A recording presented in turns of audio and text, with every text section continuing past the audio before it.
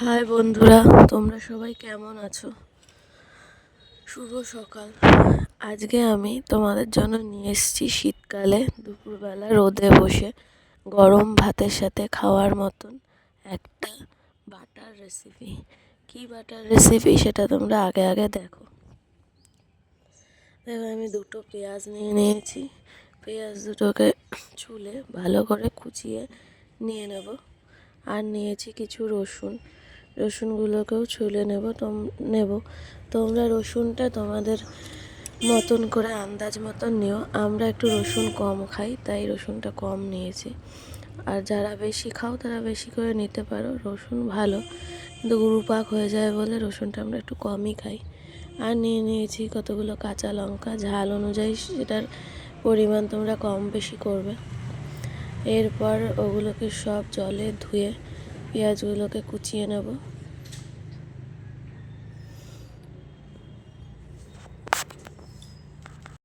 পেঁয়াজগুলোকে খুব ছোটো ছোটো করে কুচিয়ে নিতে হবে। বেশি বড় বড় করে কুচালে হবে না, কারণ এটা কোনো বাটার মধ্যে যাবে না, পেঁয়াজটা ডাইরেক্ট রান্নাতেই যাবে। এবার দেখো আমি কিসের বাটা করতে চাইছি। দেখো, শিম বাটা। আমি এখানে 2 রকমের শিম নিয়েছি। শিমগুলোকে জলে ভিজিয়ে রেখেছিলাম অনেকক্ষণ, যাতে বাটার আগে ভালো করে ধুয়ে নেব। সেইগুলোই তোমাদের দেখাচ্ছি। অনেকক্ষণ ভেজানো হয়ে গেছে। শিমগুলোকে আমি টুকরো টুকরো করে কেটেও নিয়েছি। এবার একটা গোটা টমেটো নিয়েছি, যেটাকে আমি 2 ভাগ করে নেব। এই রান্নাটা করার পরে যখন খেয়েছিলাম, তারপরে ভেবেছি যে এই রান্নাটায় দুটো পাকা টমেটোর সঙ্গে একটা কাঁচা টমেটো দিলে রান্নার টেস্টটা হয়তো, বাটাটার টেস্টটা হয়তো আরেকটু ভালো হতো, বেটার লাগতো। পরের বার যখন করব তখন কাঁচা টমেটো আর পাকা টমেটো দুটো দিয়ে ট্রাই করব।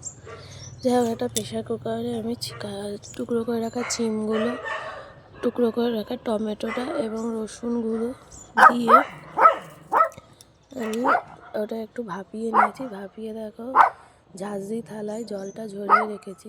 আর টমেটোর যে খোসাটা, সেটা আমি ছাড়িয়ে ফেলে দেবো, নয় খোসাটা মিক্সিতে ভালো করে ব্লেন্ড হবে না, ওর জন্য আমি ছাড়িয়ে নিই। তোমরা কাঁচা লঙ্কাগুলো এই শিম ভাপানোর সময় ভাপিয়ে নিতে পারো, কিন্তু আমি ভাপাইনি, আমি কাঁচাই রেখে দিয়েছি। সেগুলোই মিক্সিতে দিয়ে শিমগুলো আমি সব দিয়ে দেবো। দিয়ে দেখো সুন্দর করে বেটে নিয়েছি, একদম মিহি পেস্ট। এবার প্রসেসটা শুরু করব। আমি গ্যাসে কড়াই বসিয়ে দিয়েছি। আর কড়াইটার মধ্যে, খালি কড়াই, কোনো রকম তেল না দিয়ে 4টে শুকনো লঙ্কাকে ভালো করে ভেজে নেব। একটু পোড়া পোড়া করেই ভাজবো, যাতে মচমচে হয়ে যায় শুকনো লঙ্কাগুলো। তারপরে শুকনো লঙ্কাগুলো ভেজে তুলে রেখে আমি তার মধ্যে দিয়ে দেবো হাতের তালুতে ডলে কিছুটা কালো জিরে, তেল গরম হলে। আর তার মধ্যে দিয়ে দেবো একটা শুকনো লঙ্কা চিড়ে। আর তারপর দেবো ওই কেটে রাখা পেঁয়াজগুলো। আর দেখো, আমি শুকনো লঙ্কাগুলোকে কিন্তু গুঁড়ো করে নিলাম, কারণ পরে ঠান্ডা হয়ে গেলে আর ওটা গুঁড়ো করা যাবে না।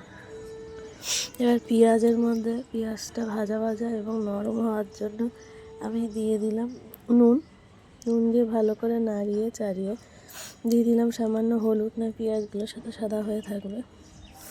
তার মতো ঝাল অনুযায়ী আমি আর একটু কাঁচা লঙ্কা দিয়ে দিলাম গোটা।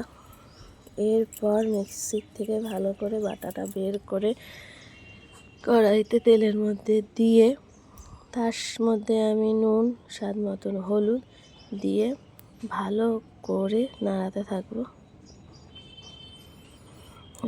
এই প্রসেসটা কড়াই ছেড়ে দিলে হবে না, খুন্তি শেখে দিয়ে অন্য কাজ করলেও হবে না, নাড়িয়ে যেতে হবে। নাড়িয়ে নয় তলাটা ধরে যাবে। গ্যাসটাকে কখনো বাড়িয়ে কখনো কমিয়ে নিজে বুঝে বাটাটা করতে হবে। বাটাটা নাড়াতে নাড়াতে কড়াই থেকে ছেড়ে আসলে বুঝতে হবে বাটাটা হয়ে গেছে। সেই সময় ওই গুঁড়ো করে রাখা শুকনো লঙ্কাগুলো দিয়ে ভালো করে নাড়িয়ে বাটাটাকে গ্যাস বন্ধ করে একটা বাটিতে নামিয়ে নিতে হবে। আর ওপর দিয়ে একটু কাঁচা সর্ষের তেল দিয়ে গরম ভাতে খেতে আশা করি তোমাদেরও ভালো লাগবে। আমার তো ভালো লেগেইছে।